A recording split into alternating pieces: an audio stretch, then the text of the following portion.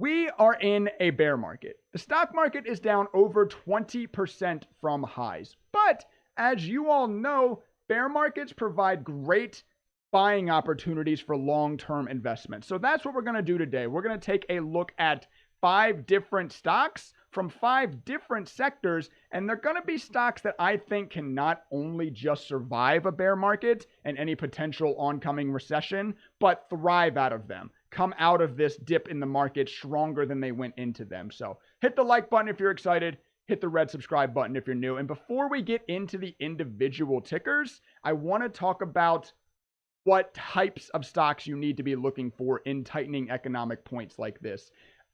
I have a 3-part checklist. The first part of it is you need to be looking for stocks with an evergreen business model, meaning you need to be looking for stocks that no matter how tight the economy gets, are still going to be able to generate revenue. Stocks that people need to use, not superfluous stocks, not kind of your amenities, but your food, water, shelter are the basic ideas. And there's obviously other stuff on top of that, but they're going to continue to generate similar amounts of revenue no matter what happens in the economy. That's the first thing on the checklist. Second is survivability. And I do this by looking at total cash versus debt. Do they have a war chest? If things get really tight, say their EBITDA does slow down, their money coming in does slow down, do they have a war chest that they can still afford to pay off their debt? They're not going to get crushed under the amount of debt that they have should their revenue slow down. And then the third is kind of the big one when I'm really looking at stock that I think can be strong out of market dips like this. And that's the ability to acquire. While you're watching a video like this, while we're looking at stocks to buy in our portfolios during market downturns, what are large companies doing? They are looking at similar things, but instead they're looking at other companies to acquire, right? That's what companies do. That's what rich people do. When there's market turmoil, when there's economic turmoil, they are buying. They're taking advantage of that. They're out there buying other companies. So you want to be buying companies that are buying companies, right? That's the companies you want to be investing in. So those are my 3 checklists for types of stocks you should be looking for. So let's go ahead and start to get into the tickers. Now, I promise you, some of these stocks are going to be stocks that you haven't thought of buying yet, but we've got to start with a megatech. We've got to start with one of the obvious ones. Megatech kind of helps run the entire economy. Megatechs are very important to the economy. So we've got to touch on one. And for me, Google Alphabet Inc. is my favorite one. They have just under $29 billion in debt. They have $125 billion in cash, so they're very survivable, way more cash than they have debt, and they've got just under $97 billion of quarterly EBITDA. EBITDA is money that is coming into the business after they've paid all their expenses every quarter. It's kind of like, what do you get paid every year? What's your salary? Okay, then what's your salary after taxes? What's your salary after you buy groceries, after you pay for gas to get to work? That's what actually comes to you. That's like what a company's EBITDA is. So they've got a lot of money coming in versus their debt. They have a strong ability to acquire, and they've got a lot of cash versus their debt. They're extremely survivable. And I would definitely say they're in an evergreen business model. People aren't going to stop using Google or its subsidiaries. Now, one issue that can come, maybe they're not in a super evergreen business model because a lot of their revenue comes from ads. And maybe, if we do get in a recession, they might not be able to charge as much for those ads in the future. So maybe not a super evergreen business model. But my goodness, the survivability and ability to acquire is absolutely off the charts enough to offset that.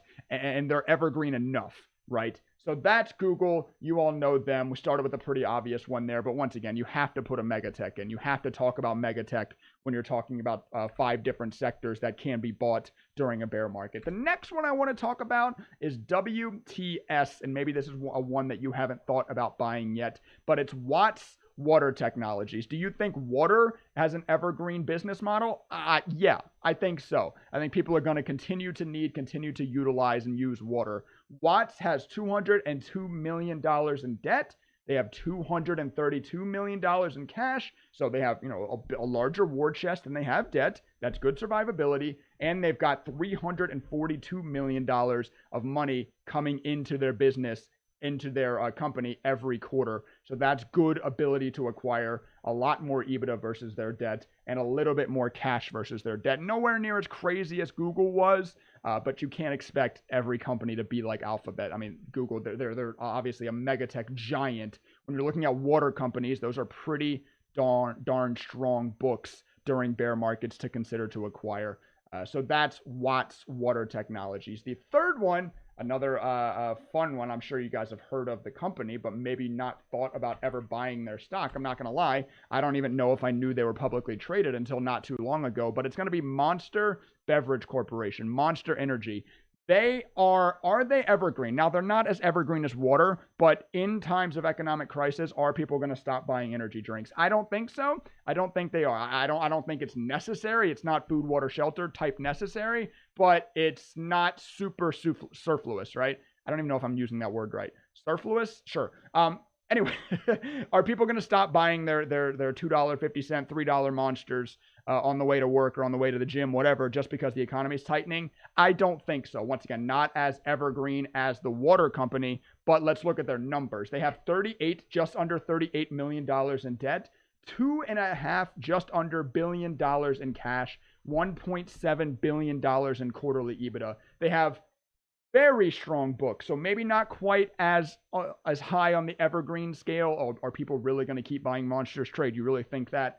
Maybe not as high there, but their books are so strong, they make up for it. They're very survivable, and they're very much have the ability to acquire. I mean, watch out for Monster to start trying to acquire these other businesses that are attempting to make energy drinks, especially if we do hit a recession and those businesses start to struggle, right? As I said, the whole point of this video, we are looking to put struggling companies that have strong books into our portfolios. These companies are looking to go acquire struggling companies, invest in companies that are buying other companies, right? That's what we're looking to do. Now, the fourth one is another one that maybe you all haven't thought of or even looked at buying, and maybe you haven't looked at the sector at all. There's kind of a whole sector play here, maybe not even just this individual ticker, although I did like the books on this one, but it's precious metals. Now, this is WPM. This is Whiskey Papa Mike, Wheaton Precious Metals. They're very big into silver. They're a Canadian silver company, a Canadian silver mining company. And do you think precious metals aren't an evergreen sustenance? I want to say company, but precious metals themselves, evergreen sustenance. There's always going to be some kind of value to precious metals, especially if the dollar is weaker, right? And the dollar goes down, precious metals tend to be stronger. So if we do hit recession times, if we do get a really tightening economy, you could see these precious metals really kind of start to take off. So we'll have to keep an eye on that. But just a sector I wanted to throw in there is precious metals, and we can take a look at this company specifically. Books, they got $2.4 million in debt, so not much debt at all, by the way. Just under $450 million cash, or just under $820 million quarterly EBITDA. So really no debt at all on the books of this company. A good amount of cash. I mean, if you want to put the cash versus the debt and their EBITDA versus their debt, huge, because they only have $2.4 million in debt. So very survivable. They're not going to get crushed under that debt. And, $819 million coming in every quarter and not really having to pay off much debt. They've got a really good ability to acquire, in my eyes. They really can get out there and look to buy potentially other mining companies, or whatever they want to get into, right? So precious metals as a sector, and then WPM as an individual stock within that sector, I like to buy during this bear market. The last one is one you have definitely heard of, one maybe you've thought of buying, one maybe you've already bought, but I wanted to put in the energy sector, right? We're covering 5 different sectors here. Had to talk about the energy sector. The energy sector has been very strong lately. The price of gas is through the roof. And if that continues, if the price of gas continues to be the driving force behind a weak economy, then you probably want to be invested in the thing that's going up, right? There's always something going up in the economy, and gas is becoming the large driver. I mean, gas is included in inflation numbers. It's becoming a large driver of why inflation's so high. Gas is the leader of the inflation numbers. But if that's going to continue to be the driving factor, the driving down factor of the economy, why not take advantage of it to the upside for your own personal portfolio, right? So the stock that I picked for this sector is ExxonMobil. They've got $46.9 billion in debt. Now this one, only $18.6 billion in cash. So the first one we've looked at in this video that has less cash than debt, and actually significantly less cash than debt. So I can't say I'm in love with Exxon, but I had to put this sector in there, and Exxon's a hugely strong company. And that EBITDA number, they're pulling in $69.7 billion in quarterly EBITDA. They're evergreen enough that I don't see that EBITDA really slowing down. Other than the price of gas coming down, which I guess could be a driving factor there, but they can, they're bringing in enough money, they can continue to afford to pay that debt and then potentially even get on the offensive with the ability to acquire. So maybe don't love Exxon the most. Probably, I didn't put these in a specific order, but that might be why I put this one last.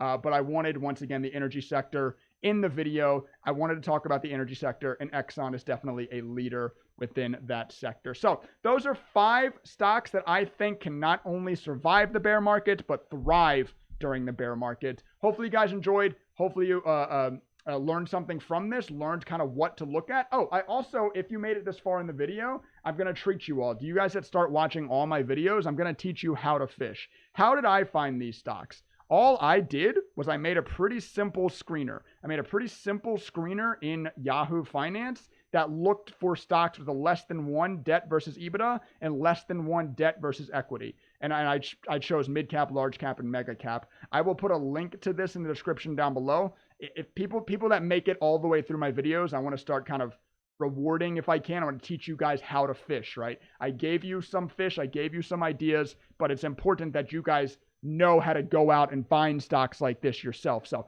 let me know in the comment section any other stocks that you think have a strong book, any other stocks that you've either already bought or are looking to buy during this bear market. Hit the like button if you enjoyed it.